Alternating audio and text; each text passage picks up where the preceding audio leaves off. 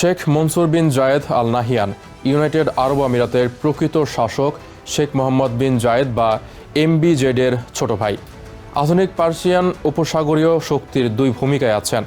একদিকে বিশ্বজুড়ে সফট পাওয়ারের শক্তিশালী প্রদর্শন করছেন, অন্যদিকে আফ্রিকা ও মধ্যপ্রাচ্যের সংঘাতে গোপনে তার গুরুত্বপূর্ণ ভূমিকা রয়েছে।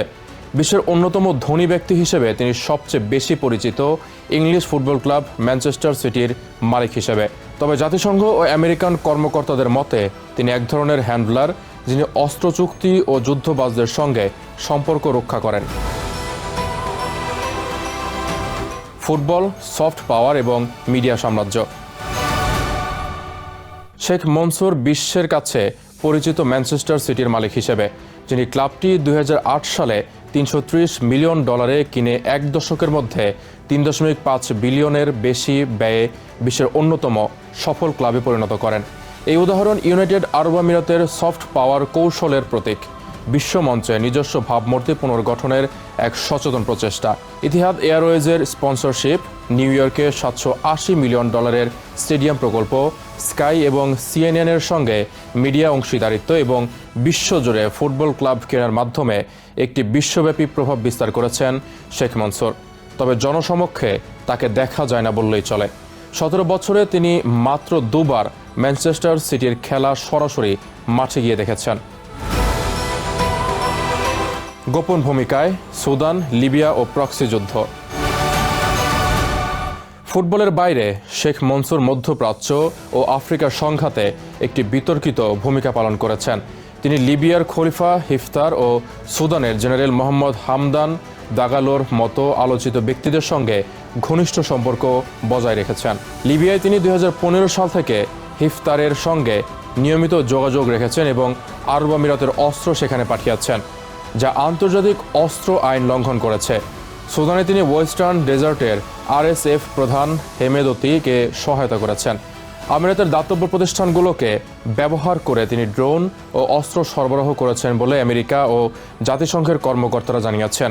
এই সংঘাতে RSF ব্যাপক গণহত্যা, ধর্ষণ ও মানবাধিকার লঙ্ঘনের জন্য অভিযুক্ত।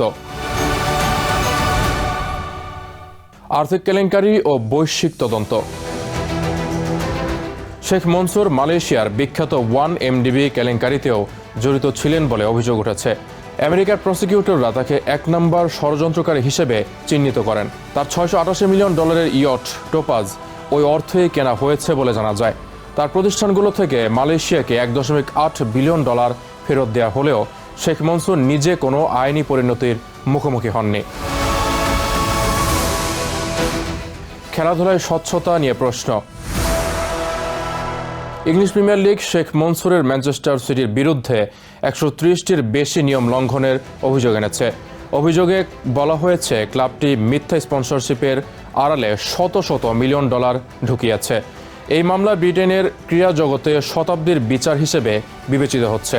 2023 সালে শেখ মনসুর ব্রিটেনের ডেইলি টেলিগ্রাফ কিনতে চাইলেও ব্রিটিশ সরকার জাতীয় স্বার্থ ও সংবাদপত্রের স্বাধীনতা রক্ষার স্বার্থে চুক্তি আটকে দেয়। আফ্রিকায় প্রভাব বিস্তার ও ট্রাম্পের সঙ্গে সম্পর্ক। আফ্রিকায় বন্দর, খনিজ ও তথ্য প্রযুক্তিতে UAEর বিশাল বিনিয়োগের পেছনে রয়েছেন শেখ মনসুর। ইথিওপিয়ার যুদ্ধে আবি আহমেদকে ড্রোন দিয়ে সহায়তা করেন। 2025 সালে প্রেসিডেন্ট ট্রাম্প আবুধাবি সফরে গিয়ে শেখ মোহাম্মদের সঙ্গে $200 বিলিয়ন কৃত্রিম বুদ্ধিমত্তা চুক্তি করেন। একই সময়ে শেখ মনসুরের মোবাদলা ফান্ড ট্রাম্প পরিবারের ক্রিপ্টো প্রকল্পে $2 বিলিয়ন বিনিয়োগের ঘোষণা দেয়। পরে ট্রাম্প প্রশাসন কংগ্রেসকে পাশ কাটিয়ে আরব আমিরাতকে আরও $1 বিলিয়ন অস্ত্র বিক্রির অনুমোদন দেয়। একদিকে বিশ্ব ক্রীড়া ও মিডিয়ার মোড়ল, অন্যদিকে গোপন যুদ্ধবাজদের পৃষ্ঠপোষকতা করা ইউনাইটেড আরব আমিরাতের বৈশ্বিক উচ্চাকাঙ্ক্ষার প্রতিচ্ছবি।